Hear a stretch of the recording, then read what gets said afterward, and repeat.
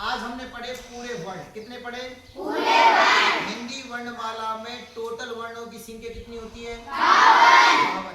जिनमें से हमने 11 किसको पढ़ा? स्वरों की संख्या कितनी होती है? व्यंजन की संख्या कितनी होती है? 33 व्यंजनों में स्पर्श व्यंजनों की संख्या कितनी है? 25। अंतस्थ व्यंजनों की संख्या कितनी है? 4। ऊष्म व्यंजनों की संख्या कितनी है? 4। संयुक्त व्यंजनों की संख्या कितनी है? 4। उच्छिष्ट वर्णों की संख्या कितनी है? 2। अयोग व ध्वनि की संख्या कितनी है? 2। अयोग व वर्ण भी कितने होते हैं? 2। अन्य है और एन है।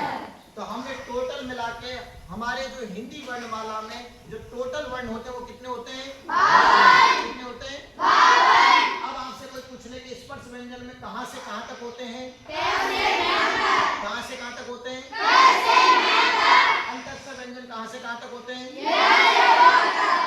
अंतस्थ व्यंजनों के नाम पूछे तो क्या क्या बताओगे? ऊष्म व्यंजन के नाम बताए तो क्या बताओगे? और संयुक्त व्यंजनों की संख्या कितनी होती है? 4। और अयोग व वर्णों की संख्या कितनी होती है? 2। और उच्छिष्ट वर्णों की संख्या कौन होती है? 2।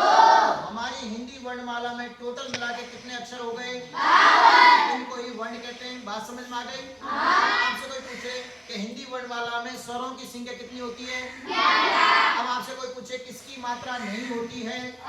किसकी मात्रा नहीं होती है? बात समझ में आ गई? तो तभी हम कहते हैं कि असफलता एक चुनौती है, स्वीकार करो, क्या कमी रही देखो और सुधार करो।